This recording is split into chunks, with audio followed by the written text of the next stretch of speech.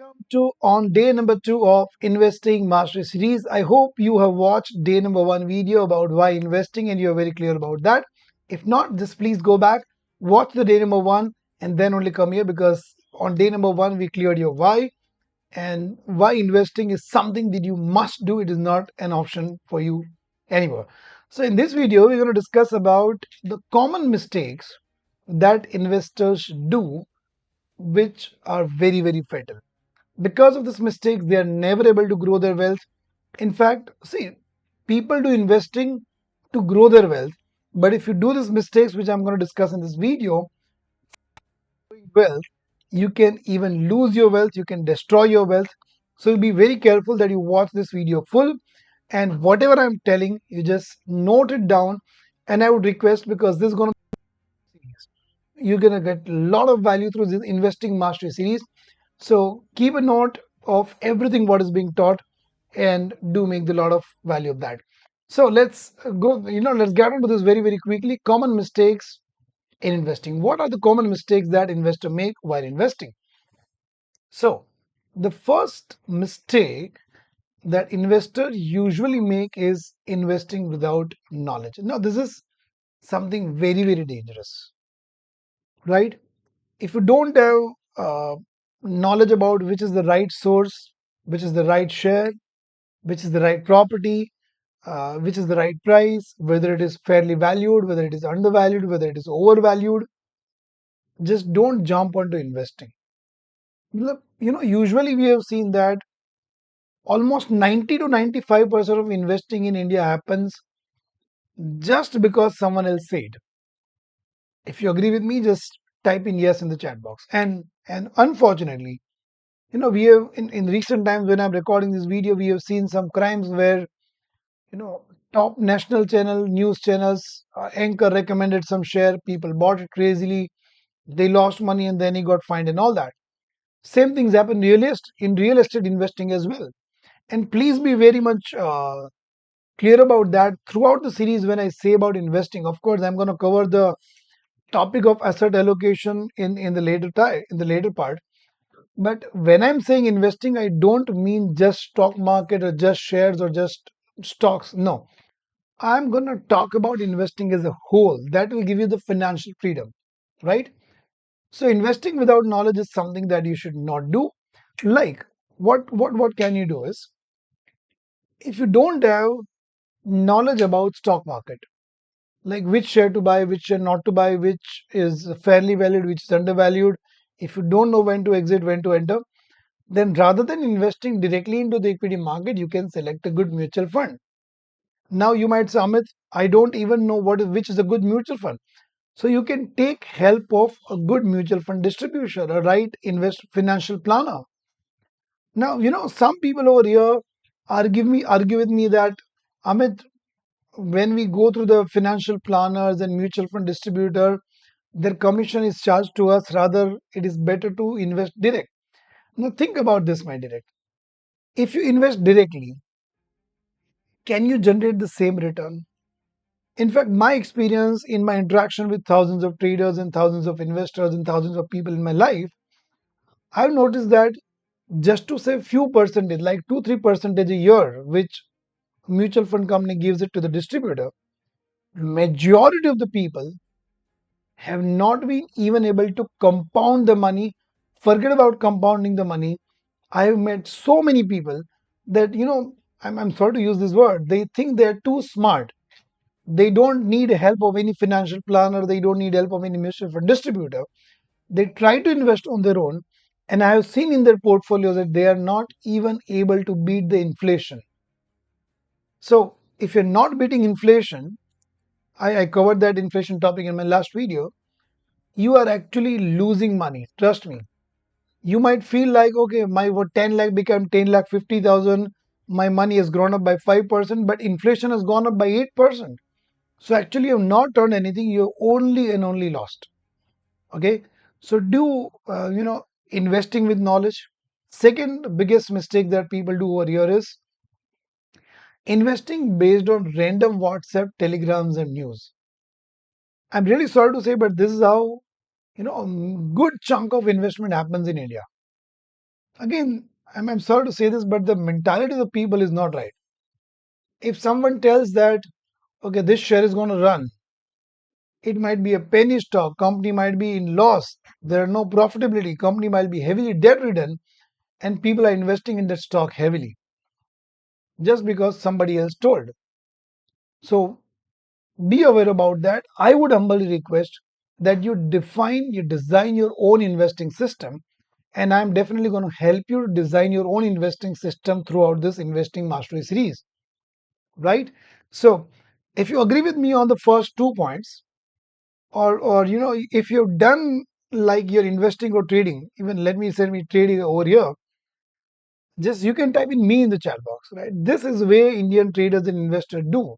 They invest without knowledge, they invest based on random WhatsApp, they don't know who is sending the WhatsApp, they just get lured to the fancy titles and big promises. So don't do that.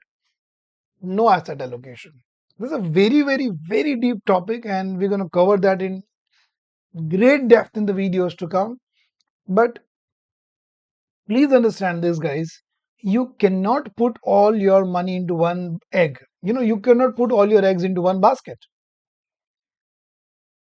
When I say that, I don't say buy different shares, buy different mutual fund schemes. No, I'm not saying that.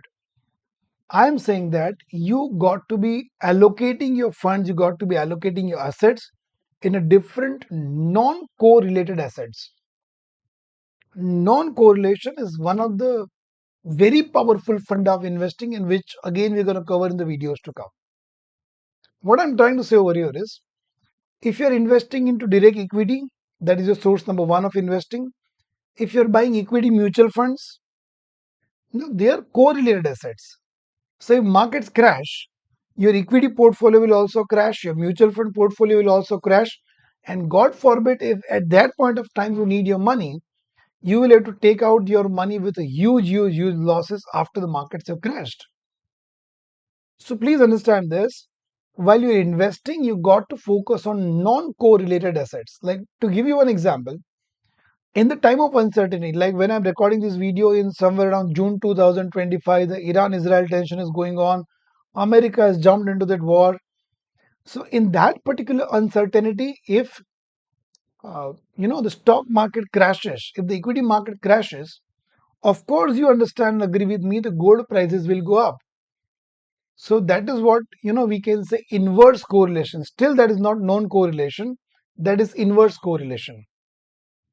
And what about bond interest rates? They are not affected. So that is what we talk about non-correlation. So we're going to be talking about asset allocation, but you must do this. You cannot put all your money into mutual funds. You cannot put all your money into equity. Even you cannot put all your money into bonds. You cannot put all your money into real estate. You got to balance them.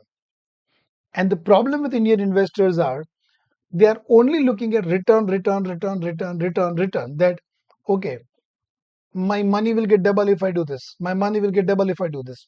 My dear, apart from return, you got to focus on risk. You got to focus on non-correlation.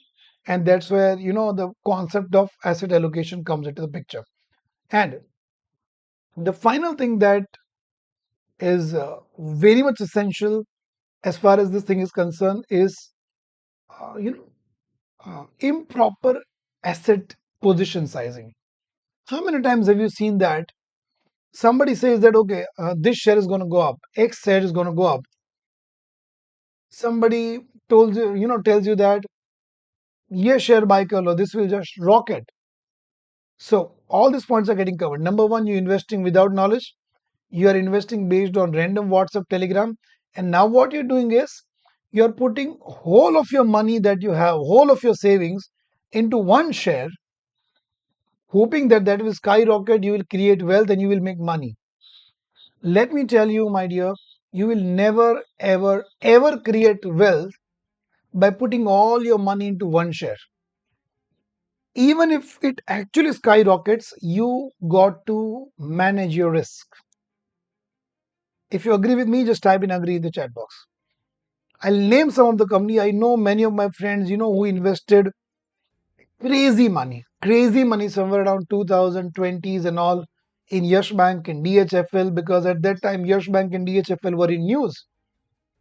They invested only in one share, kept investing, kept investing, kept investing, and you know what happened to them. Okay, so it is very crucial that you do the proper position sizing. We're going to cover that topic as well in the time to come. This is just a bird eye view. And one more thing that I forgot, the previous one was actually not the last one. And this is the last one, is no exit strategy. If you have made a mistake in your investing, which is bound to happen, I make mistakes, you're going to make mistake, and that's something that will continue till your lifetime. You got to have the exit strategy. You cannot, don't try to be hero. Okay, don't try to be hero. Like, if you've invested in one script and it is not working for you, it is going down, you should know when to exit. You should know when to book your losses. Like, one of my friend, he invested heavily in the Yes Bank in somewhere around in 2020-21. Yes Bank was going down from a high of 691. Yes Bank came to 40 rupees, and still he did not sell the shares. This is something I do not call investing. This is something I call stupidity. If you agree with me, just type in agree in the chat box. This is not investing. If a share is falling from the high of 691, it came to 600, it came to 500, it came to 400, it came to 300, it came to 200, it came to 100, it came to 40, and still you are holding it.